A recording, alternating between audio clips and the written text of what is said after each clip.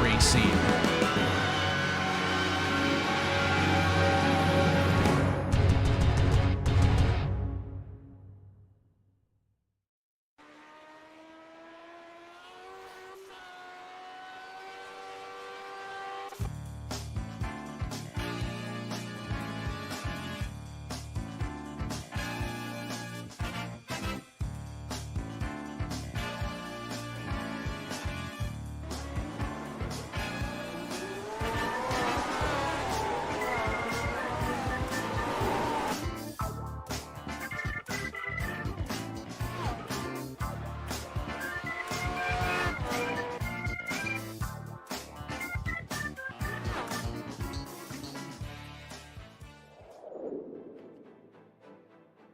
A place of true legacy to end a championship season with the Lotus 49s. This, the circuit beyond all circuits that has proven time and again in motoring circles, you can't make a track like this. It's just a track that exists and should be reveled with and should be marveled. This is Monza, possibly the greatest high-speed thrill ride you will see time and time again. It is iconic beyond iconic and a perfect place without a first chicane to battle with to find your final round of your Grand Prix legends. Good morning, good afternoon, and good evening, wherever you're watching around the world here on Championship Sunday. Championship Saturday, even for most. My name's Jake Sperry. Along with me for today's action is Joseph Black. Daniel Costello is in the director's chair today. He's using the cameras provided by Dougie Beard. But what to be said of the icon beyond icons here? The Temple of Speed is open for its sermon, and to understand what message will be delivered today,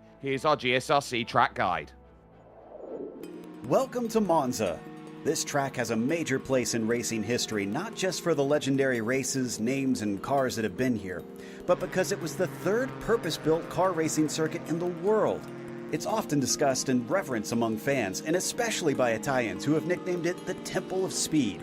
In fact, the Ferrari fans here are so famous for their devotion that they have been dubbed the Tifosi and never fail to show up in droves. While the real world offers only 3 feasible layouts to race on due to safety, in iRacing, the inclusion of the oval and the lack of safety concerns gives it a stunning 9 versions drivers can choose from. The modern GP layout is of course the most well known, with its long history of hosting the Italian Grand Prix. But the oval and combined circuits allow those who thirst for more speed to satiate that craving with its insanely high banking. Indeed, incredible velocities are a staple of just about every version you can race here. Draft battles are not uncommon, no matter which car you're racing. But the inclusion of the chicanes makes using an outbraking maneuver a much more tricky way of overtaking. The circuit is notorious for drivers getting tangled up with each other while running side by side in these slow and cumbersome corners. In fact, one of the greatest dangers for drivers is the first few laps when the field is still clumped together and attempting to navigate them 2 and 3 wide. While there are other modern circuits with high-speed straights, the fact that Monza sits inside the Royal Park just north of Milan and is still tightly lined with trees heightens the sense of speed here. All in all, Monza is unmatched in its history, thrills, and great racing. Its significance in motorsports history and culture is sure to be unchallenged for years. So, a circuit that has seen it all, that has done it all. It's not going to be as old school gets here in the National Park of Monza, just 5 kilometers out from the industrial city of Milan. But what it will be is fast nevertheless here, Joseph, on a circuit that pretty much says, hold your draft and time your run perfectly. Absolutely, it's going to be all about timing today. We've got just the 9 corners around this 3.5 Monza circuit. There'll be big moves made into the Segunda Variante, which of course is not the Segunda Variante today. It is just Della Roggia, and there'll be moves as well into Parabolica to keep an eye out on. But I mean, with less corners, they're going to have to make those moves down the straight, so make sure to keep your eye out for a lot of side-by-side action. That side-by-side is going to be critical, and we'll keep an eye out on that today in these old school cars. These are the Jim Clark, the Graham Hill machines that we have seen, and the championship into today pretty much has written itself into stone. Algis Valenterius cannot be caught here for the title, and he'll be looking for a victory, especially after his Triple Crown honours, just being the second driver to go and get it. I don't care if he didn't get his win in the GTPs in IMSA Vintage. He has the Triple Crown, and it will stand time immemorial. Kevin Verbruggen will have 1 point to hold against Nicola Cocchi on home soil in third position, with Seb Tixier fourth and Bill Tyler in fifth position. John Olsen and Togo Hesada are sixth and seventh, with Gary Ho in eighth. Robert Plumley having a great run in ninth, and Jason Clapper, who's last to first antics, have him inside of the top 10 in 10th position. Joseph, F2 looks also like to be a done deal. Yeah, Janus Carpentier, 49 points ahead of Andres Bruno, but second, third and fourth has been a tale that has been spun throughout the course of the season. Bruno just 11 ahead of Alan Graham, eking out that gap, and Mats Linden finds himself in fourth. Tobias Honvey going to be 32 behind Linden, and then there's going to be a big gap of over 100 points back to Donald Peake in sixth place. Rafael Camacho, DW Holmes, Andreas Hecht and Davide Ricciardi will round out the top 10 there.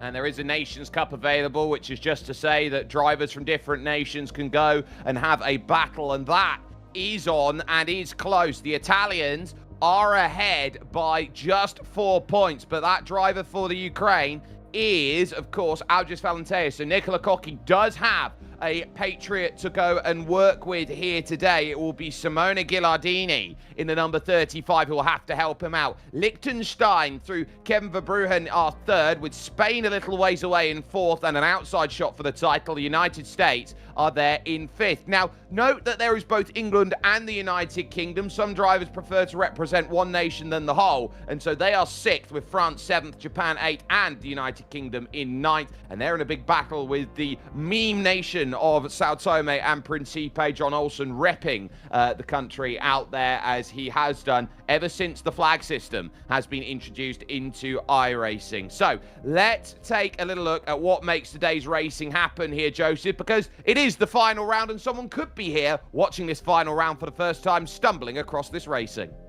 It is round 12 of 12 in the season. We've got 20 laps around this Monza circuit. Of course, without that first chicane, it is just 3.5 miles. Open setups, so they can tweak their car however they like, but they cannot get another. There is no spare car in this series. There's a drive-through at 17x, and there's a disqualification at 25. And, well, hopefully they won't be exceeding the track limits too many times here, but you never quite know. Well, there's 42,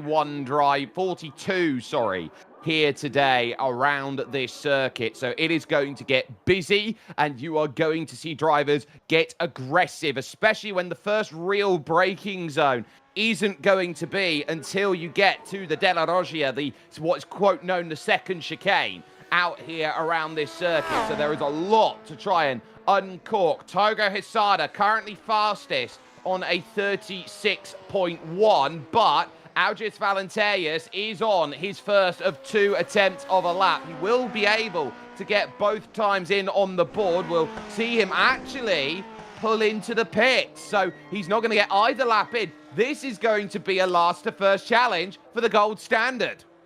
It certainly is, and you can see exactly why he's doing that in the late stage of the season, and it will be very interesting to keep our eyes on that one here today.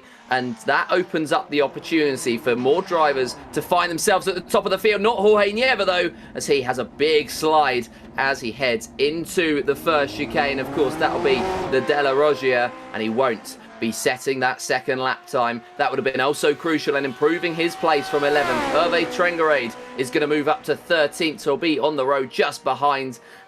And he's got one more lap to prove himself. This is the 23. This is Pedro Telemadri. And at the moment, Temaladri, even at the moment, he finds himself in 19th. As we've got just the 1 minute left to go in the session, he's got one more lap to put in. He does, and so Pedro knows that this is his only final attempt if he wants to get this on the board. Argentine sim racing is getting stronger and stronger with every passing year, with teams like TC Thibaut Courtois Esports picking up a lot of the Argentine contingent and trying to prove their work. 37-1 there from Temaladri. That's good enough then to go up onto the 8th row of the grid. You've got the likes of Nick Bubat then, who I think is going to be too far back, the Jamaican, to get this second time in on the board. So I think that is going to write that as far as the field is going to stack. So I'm now very intrigued with this grid. Who's going to find themselves where, who's going to get what, and what is going to stand on ceremony here today with racing action from this brilliant circuit of Monza. Let's take a read then through your starting grid here today, where Togo Hisada, Hasuno Kote himself, the Emperor of the Lotus, in control. 136.197. It's Jacob Reed alongside, no stranger to second after last time out, or last race here on the Global SimRacing Channel at Phillip Island in the Grand Prix Tour. Nicola Cocky and Kevin Verbruggen are third and fourth in their fight together, with Josephine Becker and Xavier Sanchez fifth and sixth. Seb Tixier will have Leo Sequeira for company 7th and 8th, with Glenn Becker and Gary Ho making up the 10. Yeah, that's the top 10 in this field, and just outside it'll be Jorge Nieva, who of course had that spin at De La Roggia. Bill Tyler will line up alongside him, and Hervé Trengarade and John Olsen will be on the 7th row of the field. Raul Roses Garcia and Pedro Temaladri are going to be on the 8th row, with Yanis Carpentier, our F2 leader, alongside Marco Antonio Lopez Salgado. Then Gary Quellin and Andreas Hecht will round out the top 20. Yeah, Glenn is having a very good day in this championship. I've just got word from Mick Claridge, Kurt Clapper and Jose Conde on row 11, with Tobias Hernby and DW Holmes. Nicholas Schneider will have Robert Plumley for company, with Matthew Morsley and Sandeep Banerjee. You then got Gaston Ocanio and Rafael Camacho on row 15. Still another 12 to run through, so we'll just run through those quickly, because on row number 16 is Danny Martinez, with Oriol Serrat, the Andorran, there in 32nd. Jesus Cabal and Simone Ghilardini in 34th, with Nick Bubat and Sandro Skerry. You've then got Sean Corbett, the last drive to set a time. Algis Valenteus and Jason Clapper with work to do. Akuliski in 40th, or 42nd even by his run through, as it will be with Mateusz Czoch and Keelan Edwards, who will then bring the field together. It's a long old drag as they will look to get themselves through towards the Biasino curve of turn number 1, and they'll know that a good drive off the start is critical. Those rear tyres will spin like nobody's business. Engine notes rise, and we're underway for the finale. Great launch from Jacob Reed off of the front, and immediately look at how they all scramble, looking to find a lane and some angles to go and get some work sorted. It's good work there by Kevin Verbruggen. He's ahead of Nicola Cocky, with Xavier Sanchez then in 5th position. They're running towards the opening corner. No dramas then as they pin it at 230 kilometers an hour through this opening section. Now comes the drive that's needed as Hisada lifts off and yields. Then as they go, Jacob Reed in control as he works through one straight on, bang, it's Skittles going through, and that's a massive shunt then that goes through and catches the likes of John Olsen. Yeah, catches a few of the drivers out, and well, John Olsen's one of them. Raul Roses Garcia is another one. He's got a meatball flag as he drops to the bottom of the field, so very suboptimal for those drivers right at the start. And Nicholas Schneider looks like he was involved as well, but Jacob Reed leading the way. Togo Hisada in 2nd spot, and Kevin Verbruggen trying to really try and eke out an opportunity in the top few cars. Seb Tixier as well trying to find a place, but it is down the bottom of the order, where we will look, and we'll look at Audrius Valenteus, who's already 31st and trying to make moves on this first lap. It's the inside which switches to the outside for the second part of the Ascari chicane, and for Audrius Valenteus, that season past Sandeep Banerjee and Hervé Trengarade as well, who finds himself stuck on the exit of the chicane. Keelan Edwards also goes around there, and it is going to be busy on this opening lap as Verbruggen in 3rd position has finally got his first win of the season back over at Mexico. So he's looking at this with Hisada, with Reed. It's all about placement. Where do you want to be? Togo over to the right-hand side, and look at how aggressive these five are going to need to be. Placement in the line is key, and Josephine Becker, she's pushing out there at the front. The driver who's constantly in the My Neighbor Totoro or Spirited Away colours out there is looking for a day to go and attack. Xavier Sanchez getting involved. Septixe there, now 7 to the party at the front, and I argue 10. Yes, it's going to be very, very tight if they can all keep within range. And this is the beauty of somewhere like Monza, especially without the chicane. They can pick up that extra bit of slipstream. They can have those extra couple of kilometres per hour down the straight, and it can really benefit them in terms of staying within the fight. It does mean, though, that they've got to take more risks in the overtaking zones. Della Roggia, as I said earlier on, is going to be a prime one, as we're going to get our first GSRC replay of the day, and it's going to be of the incident involving Nicholas Schneider.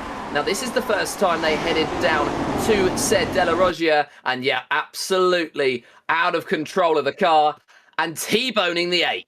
Yeah, that is going to really sting for Raul Rosses, who had nothing to do to be able to avoid that. And there's Temaladri in trouble right now, showing that there is a rallycross line there at the Ascari chicane. 2 cars going off. Oh, that was scary on the rejoin there. Matthew Maudsley here in 25th position is finding himself in a big scrap. He's got Danny Martinez here, Garcia, as he now is in the middle with Gaston Ocaño, the Argentine, looking to go for it out of the Parabolica. Daniel Martinez is going to try and get the run, but remember, you've got the run on the outside. You can put the power down earlier. And Joseph, he's just breezing back now. Give the toe the other way so you can force the 3-wide issue. Where do you want to go? Pick a lane. Pick a lane. Yeah, they're going to try to. It's going to be all about trying to communicate with each other, which is difficult down when you've not got any communications with all the other drivers, and down when it's going to be so very close between them. Matthew is going to be trying to hold on to this position, but Gaston around the outside, and he's going to be later on the brakes. Does he make the corner? Yes, he does. Does he make the position? Yes, he does as well. And this is a move for Daniel Martinez Garcia as well. He's gotten through on one, and he had the opportunity to go through on the other, but chose to back out, and will try to make his way through in the next couple of corners. Will it be the inside into the second? Lesmo again had a look, backed out because he wanted to get the exit, and that he has done, and he will pull alongside. Yeah, he's certainly looking to try and find that push, and for the moment, Ocaño then has to allow that side-by-side. It's busy everywhere you look right now in a field like this, and this is just with them now. So they've managed to get 2 more to join from behind, as that's DW Holmes, who will have to lose the place on Oriel Serrat. Valenteus already up to 20th position right now, as he finds himself in the middle of this group, trying to launch on up with Jose Conde, Tobias Hernby. Jason Clapper's going to try and be his shadow, but we head back to the front of the field, where it's a case of if you find a break, you're going to struggle to go through. And now here comes the big power move by Kevin Verbruggen. Tired of waiting, safest place in a field like this is in the lead, but taking that wider line can deal with the light dab of the brakes you need through the Biasino. There's no downforce on these cars to try and pin you through the corner. It's all mechanical grip. Here they go, and watch out in the back. Big move by Tixier. The last of the late breakers is the Frenchman living in Singapore. He can't quite get there, but still for the lead. Jacob Reed not giving this one up just yet, but Bruhan, though, holds and now has laps led here at Monza. He certainly does. He tries to hold on to the position, but he will feel the pressure from Jacob Reed. There is a lot to be said for the iRacing numbers on the front of the cars, and Verbruggen will be looking at Jacob Reed's number 2 and thinking that there might be an opportunity that Reed is a more experienced driver, and so there might be a bit of nerves there, but we know him well enough to know that he can fight off nerves, and at the moment he's doing just that. At the top of the field, first place for Kevin Verbruggen, but how much longer is that going to last? There might be a move into parabolic for Jacob Reed, who gets a good exit out of Ascari, but no, Verbruggen holds on, and Togo Hisada in the background hopes to pressure on Jacob Reed, who out of these drivers will get the better exit out of Parabolica and down towards the main straight. That is the equation of the day, because it is the most important corner you are going to benefit so much if you can get on the power earlier, and that's why Jacob Reed didn't go for the move there, because he could set it up out the corner, and indeed he has. Togo Hisada is going to get the run as well, and will pick up the slipstream of somebody. He's going to try and pick a lane, as we said earlier on, and the lane that he picked was, well, blocked off by the fact that Verbruggen came back later down the straight, and they remain alongside each other as they head down to De La Rosière, who's later on the brakes. It will be Jacob Reed who picks up that first place, but in the background there was a little bit of contact.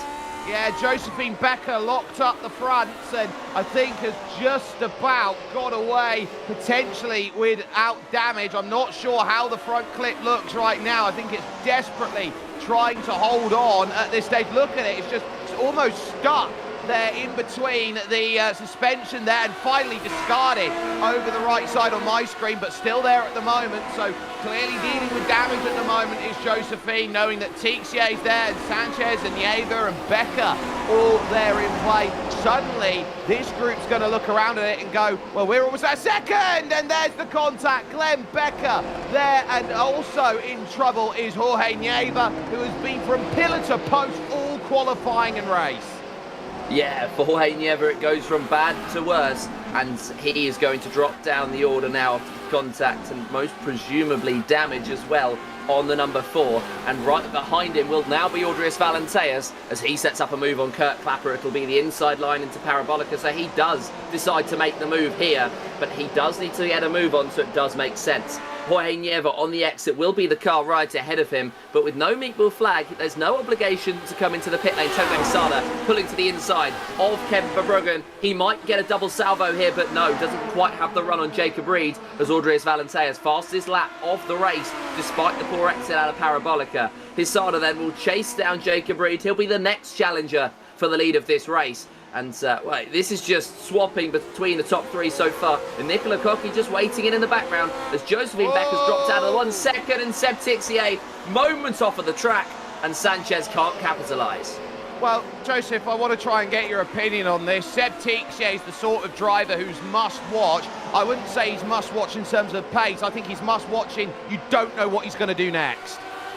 Yeah, he can be unpredictable at times, but that can be a good thing or a bad thing for himself, because he can be tricky to race against, and that's what he's going to be hoping for as he chases down Josephine Becker, and also at the same time tries to defend from Xavier Sanchez. I think once you get to know Seb, you get to understand his movements a little bit more, and you get to know that you have to fight him fire with fire.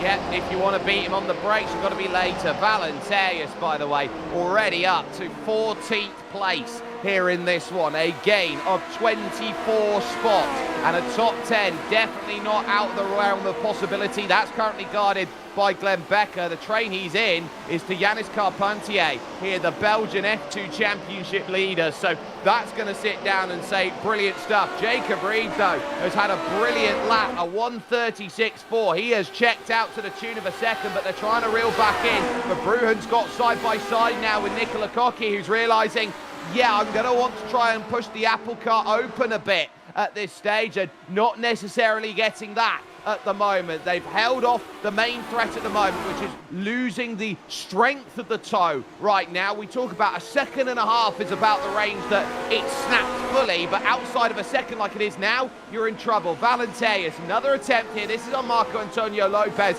and a driver of his quality gets the Ayrton Senna yellow helmet treatment. You see the blue and the yellow in your mirrors, you just pretty much hold your hands up and go, I am not dealing with that. He and Reed are 2 drivers that I've seen fight through the field and intimidate drivers ahead into doing just that, just getting out of the way, allowing them through, and it's Quellin next up on Audrius Valenteas' hit list. He will get the exit down towards the back straight and will try and make his way through, and in the end it will be relatively simple for Valenteas, I think, but he decides not to go for it just yet. It's all calculated, it's all cool, and it's all calm for the number 1. Does he get the exit out of Ascari that he so desires to make his way through? Not quite yet. Right in the background of those two as well, it's Jorge Nieva trying to go for a move on Salgado. Valenteus does pull alongside in the end into Parabolica, and it might be 2 moves in the space of 3 laps for Valenteus into the same corner, but Colin is going to be able to be later on the brakes. That does cost him the exit though, so that is the difference between experience and inexperience, and maybe crumbling a little bit under the pressure.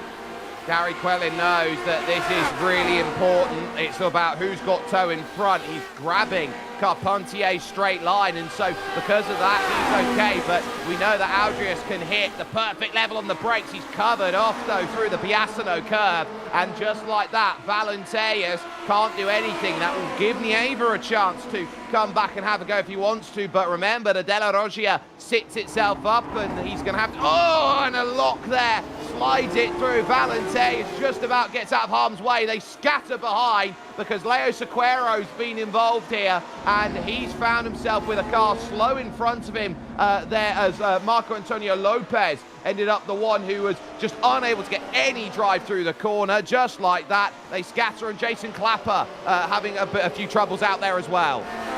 Yeah, Jason Clapper's going to be done, unfortunately, and well, he's got the meatball flag. He's going to be out of the fight for this race on lap number 8. Andreas Hecht is going to be making a move potentially if he can set it up well on the 28 right ahead of him. That will of course be Kurt Clapper, so it's the Clappers all in the action, and he will try to make the move, but out of the final corner, Ken Verbruggen is going to be very close to the back of Jacob Reed. These top 4 have been able to build up a gap, and in fairness, Nicola Cocchi's not done much apart from just be very quick and stay within the fight. So he's been very patient while the other 3 have been fighting for the lead, and now it's the opportunity for Jacob Reed to try to have to defend, but I don't think there's much that he can do against the overspeed of Verbruggen.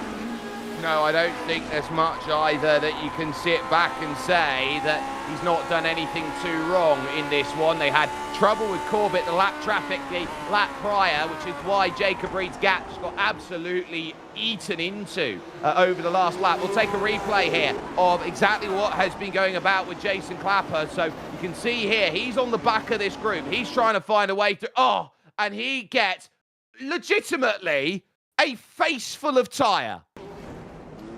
Yeah, glad this is sim racing for Jason Clapper's sake, as well, he's somehow able to continue on for a little bit longer, but of course that will be him done in this race. He was able to keep it in the straight and narrow, but not for much longer, as the damage he sustained was too much. Champion past champion, as Valenteus has passed Carpentier for 11th spot, and now he's got a big gap to try and breach. 6.3 seconds between 11th and the top 10, and he is already eking his way into it, so expect fastest lap after fastest lap as the Ukrainian really sets his sights on the cars ahead and on the top 10, as his chase through the field will continue through the dramatic race that we've had so far at the Temple of Speed. And well, the fight for the lead as well, that's still on. It's not Valenteus just yet, but it is 4 very, very good drives indeed. Verbruggen, Reed, Cocchi and Hizada always seem to be up there, and once again, they've got a straight dogfight.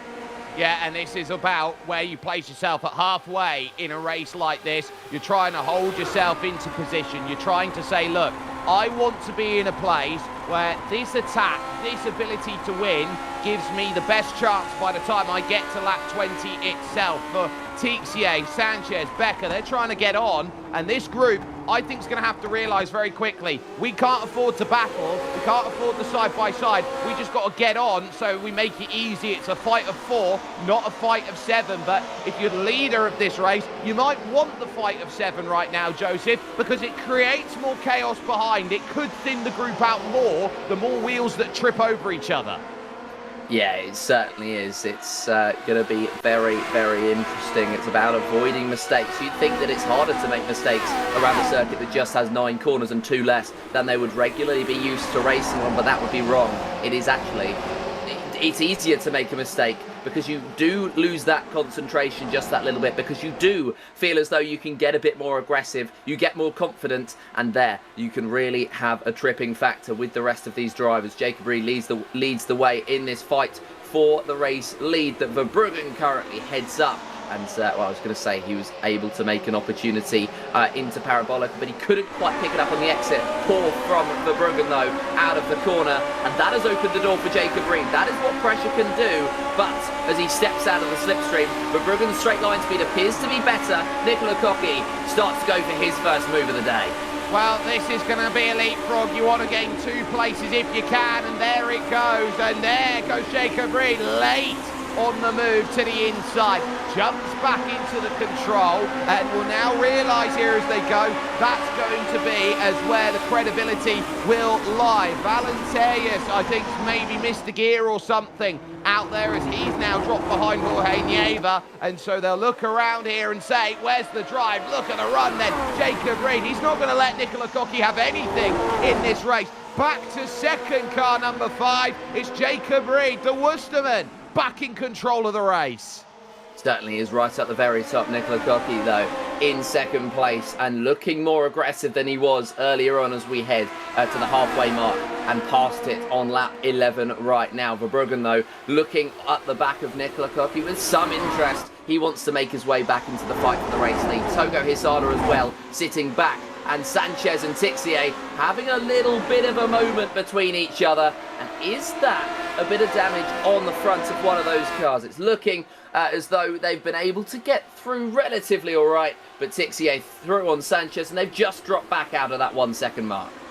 Well, it was Josephine Becker into the back of Javier Sanchez, who went aggressive into Ascari trying to find a lunge but had no corner speed, and because of that they've allowed Togo Hisada now the second to try and jump away. This is what we talk about. You have to cooperate with these moves, and this is why it's one of the more tactical series you find out there. Great driver craft will indicate you've got to try and do what you can. We've got a replay on screen as they go side by side for the lead. So this was Becker's view of it, up the top of the hill, hits the brakes, there's a car on the apex, you can't do anything quite about that. So very tough to navigate through, but ultimately any damage on the front has already been lost there on that car, so happy and safe. It's covered to the Della Roggia, and so Jacob Reed will have another lap in control, and look at the way he bounced over the curb there.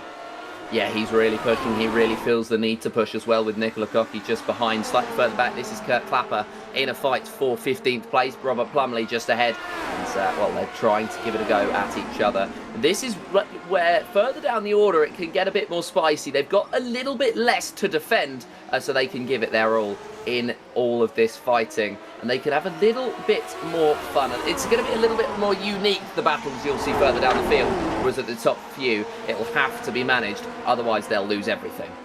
Yeah, so as far as everything they are looking for at the moment, they are trying to just unlock every opportunity now as their group has effectively formed, and it's now, can I get to the front of my group at the moment, through the Seraglio and up the hill underneath the old oval banking to the Ascari chicane, named after the two-time Formula One world champion of 1952 and 1953. Good run by Jose Conde. Andreas Hecht is the focus right now, trying to get by Kurt Clapper. And at the moment, if they're just going to dangle off the back like they're doing right now, that's all they can do. That's all they can hope for, as Nicola Cocchi again will look to make this move, just getting the clearance into turn number 1. Jacob Reed, I think, is not going to take that too lightly here, and now is going to attempt to try and find a way to get back forward. Not this time, though.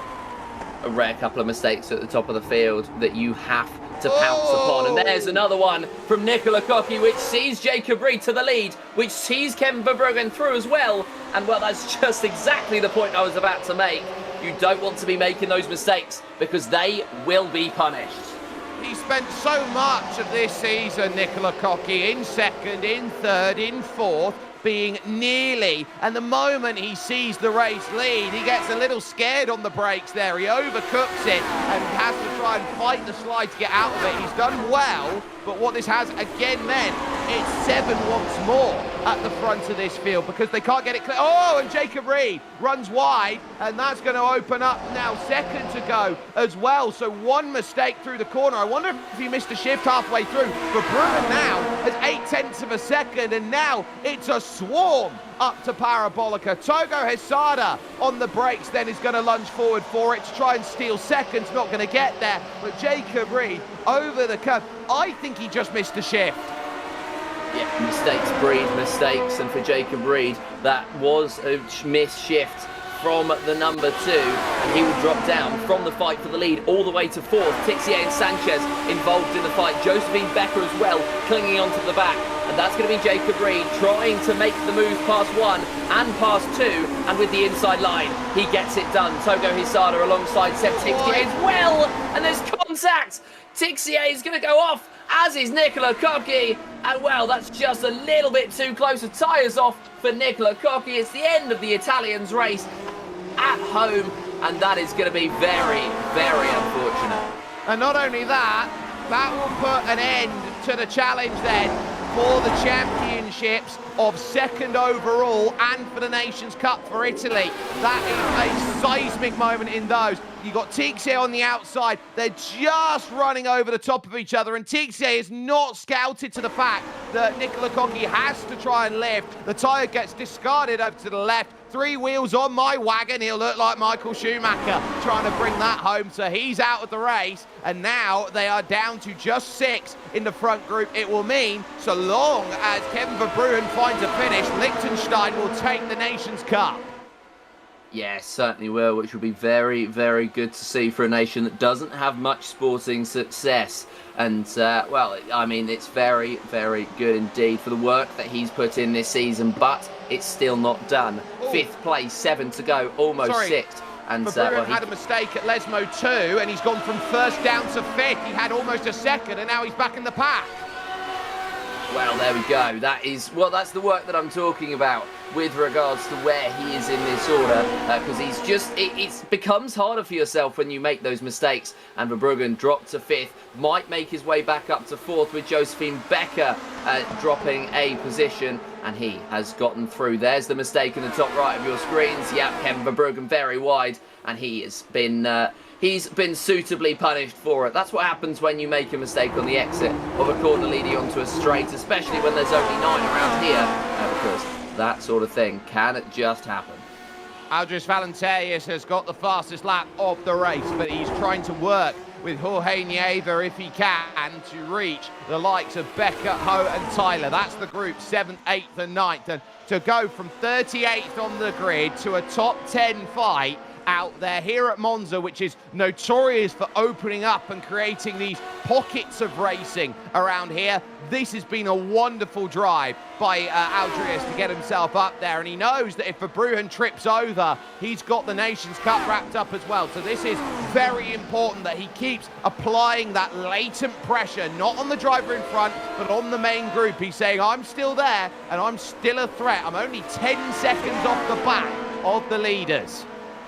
Yeah, he certainly is. He is closing and closing as much as he can. Remember, that gap between himself and the top 10 was 6 seconds. Now, with Jorge Nieva in the fight and with Nicola Cocchi out of it, it's the fight for the top 9, and that has been cut down to just 3.8. So those two working together very well, and that is 2 very quick drivers to keep your eyes out on with 5 laps to go. But we're going to keep our eyes firmly on the fight for the very top, which has lit up. There's been so many different leaders throughout the course of it, and it certainly doesn't feel as though we're done at all, as Xavier Sanchez now is going to go for the move for 2nd place, is going to get the move for 2nd place. Togo Hisada slots back into the bronze medal position.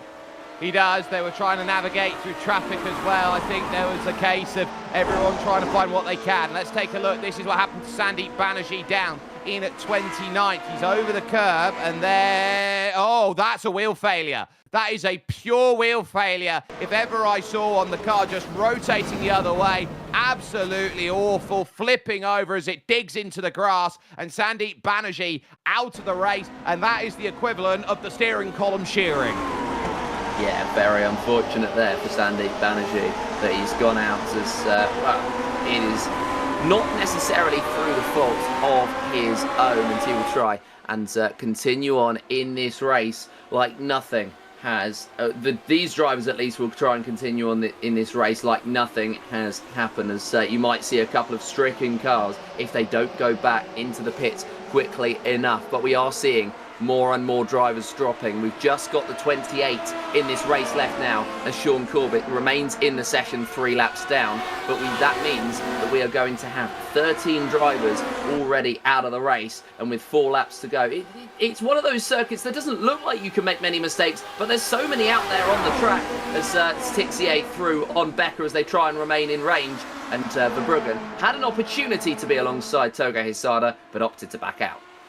Yep, so it's going to be all about who's the bravest out there, and for the moment, we're seeing it right now. Jacob Reed has had the confidence, but Heike is brilliant with what he's able to do. He is a former Porsche All-Star. Is Xavier Sanchez, a massive Twitch streamer in the Spanish-speaking communities of sim racing, and so will be doing everything possible to try and get up there, challenge Jacob Reed, use the total advantage. Hisada waiting, for Verbruggen waiting.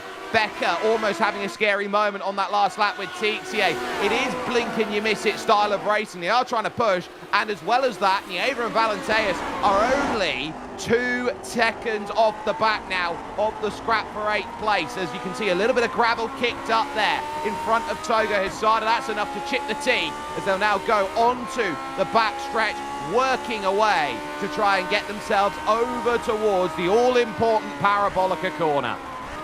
Yeah, trying to set up moves everywhere they go, trying to force mistakes everywhere they go, and then they can pounce on those opportunities. But with the laps ticking down, those opportunities are getting less. The driver's desperation will be getting a little bit more, and Jacob Reed continues to lead this race. But with 4 drivers still in contention for this one, including the Worcester man, it's going to be very close. And Xavier Sanchez going to go for that move and going to get into the race lead. Togo Hisada sits in the slipstream as Jacob Reed's later on the brakes. That will give the exit to the Spaniard, who's going to try and make his way back through, and they will remain alongside each other. Hisada brakes early and backs out of it as Reed back into the lead.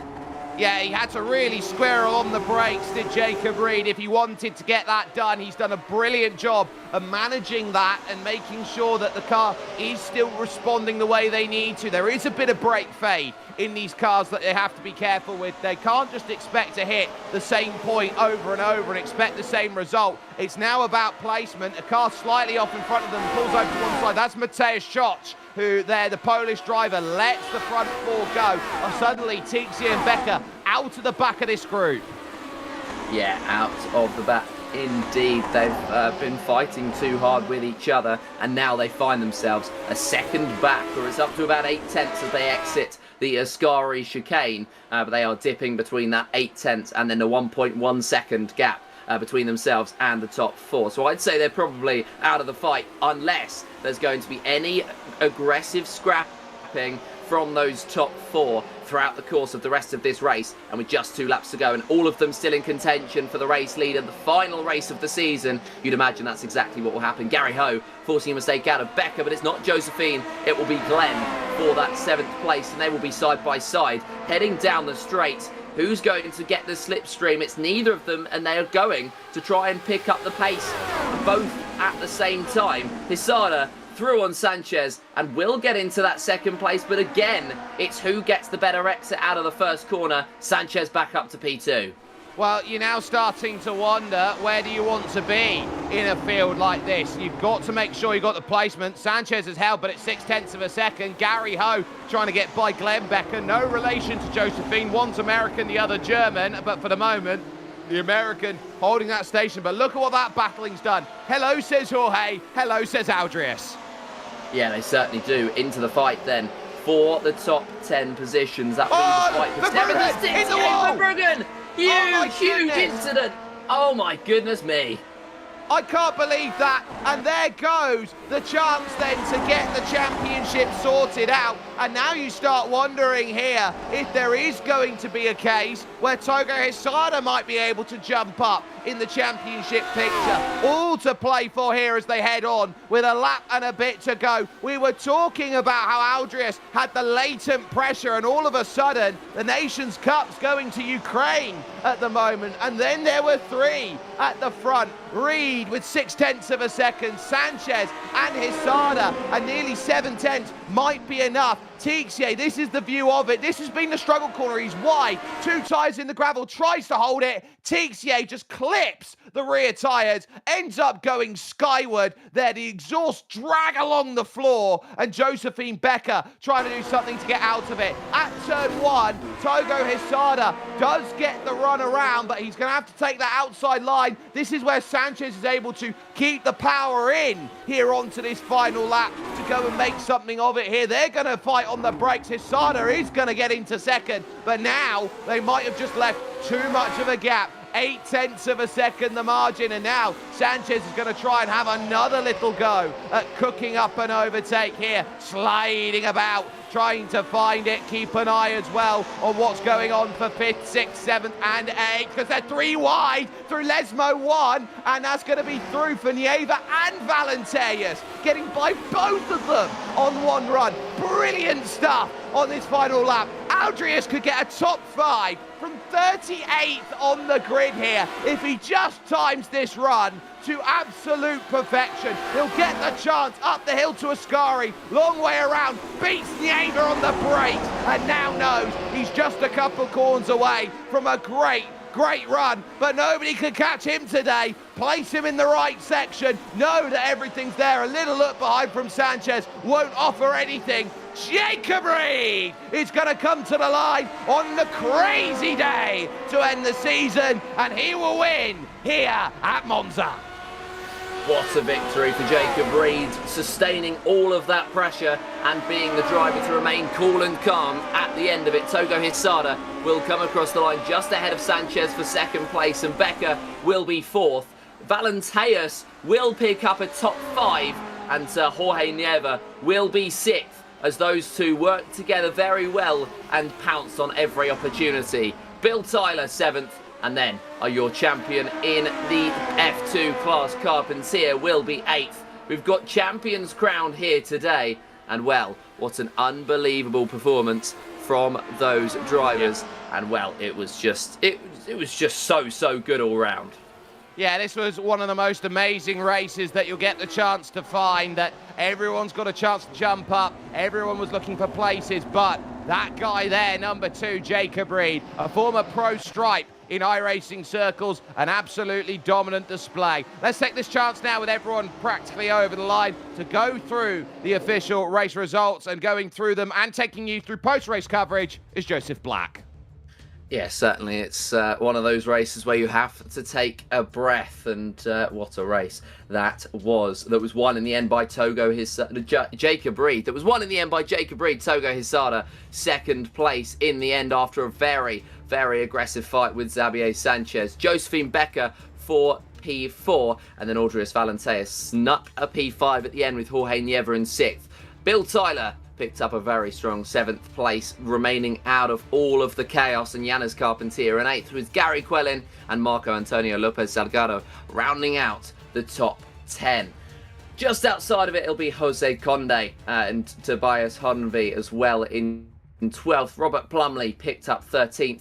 Kurt Clapper involved in a lot of the drama and did well to come home in 14th, just ahead of Pedro Temeladri. Matthew Maudsley in 16th, Daniel Martinez Garcia in 17th, and then DW Holmes, Jesus Cabal and Nick Bubats will round out the top 20.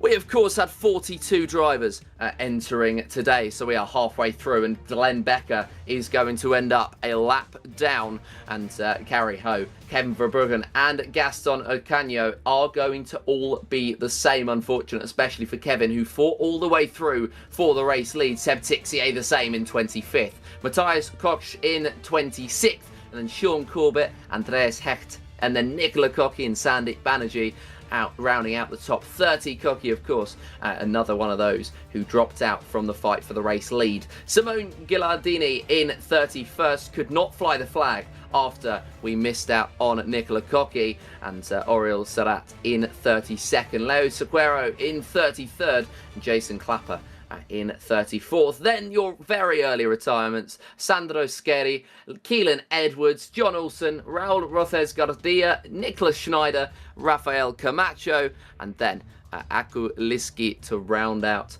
the field with Hervé Trengarade. But that is the 42 car order that we had for ourselves, and that was a simply sensational race indeed. It doesn't look like we are going to be joined by anybody for interviews here today, and well, if you want more racing action, this is the right place to watch it. We've seen racing action at the Temple of Speed, of course, an iconic track which has provided one of the most iconic races I have seen in the series for a very, very long time.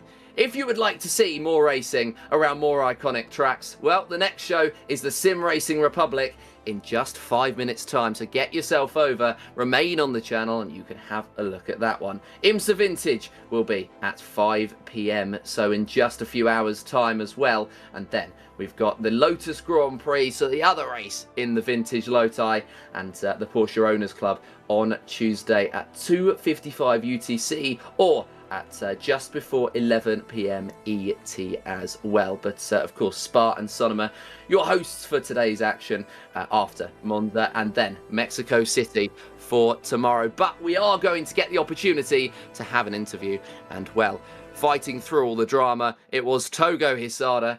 And well, what an unbelievable race that one was, Togo. Thank you for joining us in the box. And do you want to just debrief the race from your perspective? Miscommunication with Havel on the last 2 laps. It's cost me a little bit Jacob too far away from the last lap. I was thinking about my strategy is just P2 to take a white flag and and shoot for the win, but I'm really struggle with passing Havel in the last 3 laps, and lost the little bit momentum. But race itself is very fun. Always Monza is very fun with back racing, like that. But this time it's also good, and I enjoy a lot. I enjoy a lot. Yeah, it was a very, very good race indeed, and a very dramatic race at the very top of the order. There was a couple of incidents as well for the likes of Nicola Cocchi, Kevin Verbruggen, and such. But, I mean, how much were you able to catch any of those? Because you were right in the thick of things. Yeah, it's, the draft range is like 1.7, 1.6 seconds. It's pretty large. And this guy has no wing, but it's very pretty much big drag. Yeah, pretty much very heavy with punching the air. So it breaking point is like 40-50 meters. Different with the puck or nothing, so it's very difficult to race. Shift down is very difficult with this car. So if you hurry to slow down and a little bit aggressive to shift, and then really easy to lock the rear and spun. So that's why a lot of incidents on the especially the braking. But but it's also very challenging. Yeah, it's certainly very challenging. And well, of course, next season it's going to get just that little bit more difficult to understand. You've learnt the cars with completely dry tyres. Next time out, we will be racing with wet tyres. I mean, how are you feeling about that one? Because it will certainly change the dynamic. It's always brings some lot of people, and the community is much more competitive after the big updates in any car, I think. And yeah, it's 49. Last time the tire changed there's really fast guys coming in, and there's a couple of great season after the update. So I'm looking forward to it happening again. And yeah, it's always very interesting with new suspension setup, or new tire or new setup. It's always bring the motivation that I to this series, to the weekend. So yeah, I'm really looking forward to it. Yeah, it should be very, very good indeed. Well, thank you very much, Togo, for racing and jumping into the box today. And, well, good luck next season. Thank you. And that will be it for the action that we had. Of course, speaking to Togo Hisada, who was right in the thick of things in second place. And, well, that was a wrap for today's action. Thank you very much to those of you, firstly, who were managed to join us and got the pleasure of watching that race around Monza. And thank you to the team as well. Of course, Jake Sperry, who was alongside me, myself, I'm not going to thank me. It's because, well, that would be a little bit of an interesting choice, but I will definitely thank Daniel Costello, who's taken us through using cameras from Dougie Beard. But yeah, a very, very good race indeed. And as I say, we've got so much more racing action across the course of the next couple of days, so keep your eyes out on the Global SimRacing channel. Race hard, race clean, and until next time, it is goodbye.